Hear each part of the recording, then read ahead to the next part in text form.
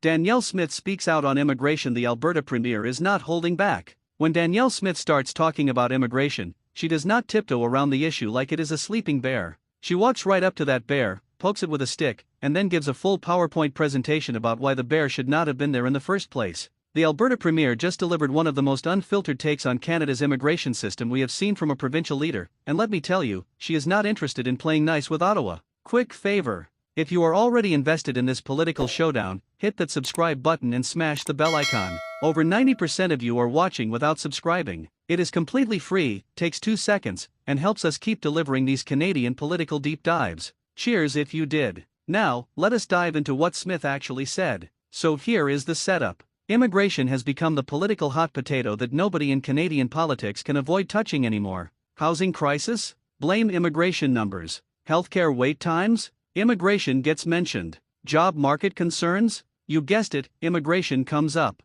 And while federal politicians in Ottawa have been doing the political two-step, carefully measuring every word about immigration policy, Danielle Smith just walked into the room and said what a lot of Canadians have been thinking but were afraid to say out loud. Smith starts with what has become her greatest hits collection, a critique we have heard before but one that hits differently every time she says it. After COVID-19, the Liberal government in Ottawa opened the immigration floodgates. Not gradually, not with careful planning, but like someone turning on a fire hose in a kiddie pool. According to Smith, the federal government brought in too many people, too fast, without considering whether Canada's infrastructure, housing, healthcare, and social services could actually handle the surge. And here is the kicker that really gets under her skin. They did not ask anyone first. They didn't ask anyone. They didn't ask the public. They didn't ask the provinces, Smith stated, and you could practically hear the frustration dripping from every word. Now, this is not just political theater. This is a fundamental question about how Canada's federation is supposed to work. Immigration is constitutionally a federal responsibility, meaning Ottawa gets to set the targets and make the big decisions.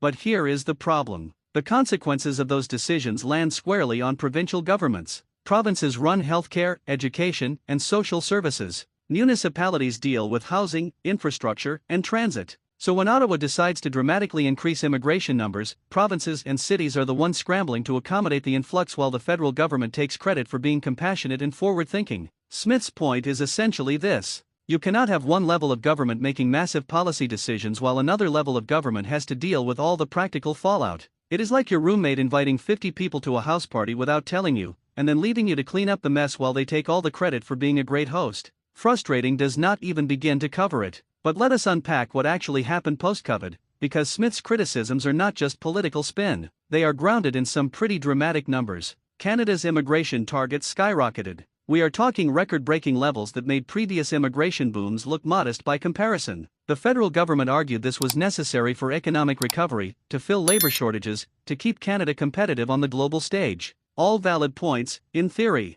But theory and reality are two very different things, especially when you are trying to find affordable housing in Toronto, Vancouver, or increasingly, Alberta's major cities. Alberta has been experiencing its own population boom, partly from immigration but also from interprovincial migration as Canadians flee the insane housing costs in British Columbia and Ontario. Calgary and Edmonton have been growing at rates that would make urban planners nervous even in the best of times. Infrastructure that was planned for gradual growth is suddenly dealing with explosive demand. Schools are overcrowded, hospitals are strained, housing prices are climbing, and rental vacancy rates are hitting historic lows. And Smith is standing there saying, "We told you this would happen," but nobody in Ottawa wanted to listen. Now here is where Smith's argument gets really interesting, and honestly, where it resonates with a lot of Canadians regardless of their political stripe. She is not saying immigration is bad. She is not calling for closed borders or xenophobic policies. What she is saying is that immigration policy needs to be coordinated, consultative, and realistic about Canada's actual capacity to integrate newcomers successfully. It is the difference between inviting guests to dinner and inviting guests to dinner when you have actually checked your pantry first.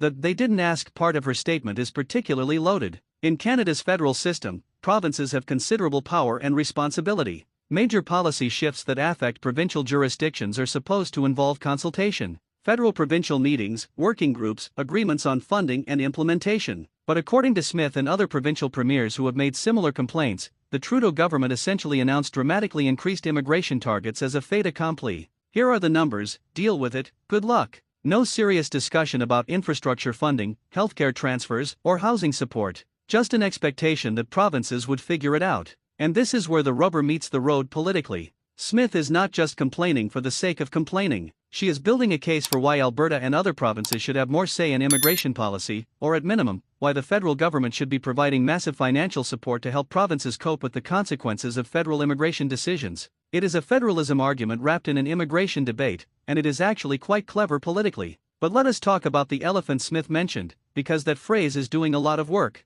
The elephant in the room is the thing everyone sees but nobody wants to acknowledge. In this case, it is the tension between Canada's self-image as a welcoming, multicultural nation and the very real, practical challenges of absorbing record numbers of immigrants in a short time frame. Most Canadians support immigration. Polls consistently show that. But those same Canadians are also struggling with housing affordability, strained public services, and economic anxiety. Those two realities can coexist, but politicians have been terrified to acknowledge both simultaneously because they are worried about being labeled as anti-immigrant. Smith is essentially saying, I am going to talk about the practical problems without apologizing, because pretending they don't exist helps nobody, including the immigrants trying to build new lives here. It is a calculated political risk. She is betting that Canadians are mature enough to separate criticism of immigration policy from criticism of immigrants themselves. Whether that bet pays off depends largely on how the media and her political opponents choose to frame her comments. What makes this particularly timely is that the federal government has recently started acknowledging some of these concerns.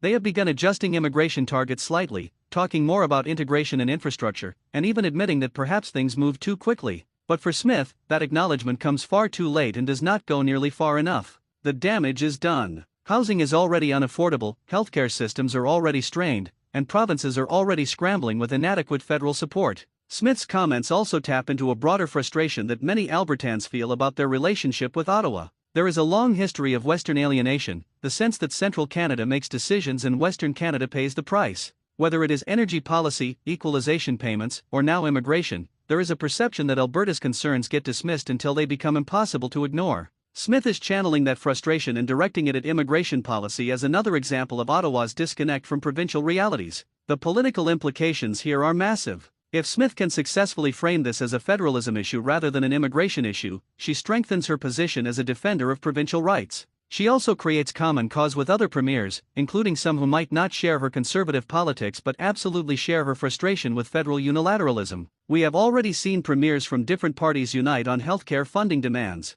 Immigration policy could be the next front in the federal-provincial battles. For the federal Liberals, Smith's comments are a nightmare because they are hard to counter. How do you argue against the idea that provinces should have been consulted on policy that directly affects their responsibilities? How do you defend dramatically increasing immigration without correspondingly increasing infrastructure funding? The best the Liberals can do is point to economic benefits, long-term demographic needs, and their humanitarian commitments. All true, all important, but not particularly helpful to someone who cannot find affordable housing or is waiting 8 hours in an emergency room. What is clear is that Danielle Smith has decided this is her hill, and she is planting her flag firmly on top of it. She is not backing down, not softening her language, and not worried about being called names by her critics. In her mind, someone needs to say what many Canadians are thinking, and if that someone has to be her, so be it. Whether you agree with her approach or not, you cannot deny that she is bringing a level of bluntness to this conversation that has been sorely missing from Canadian political discourse. Thanks for watching, folks. This immigration debate is far from over,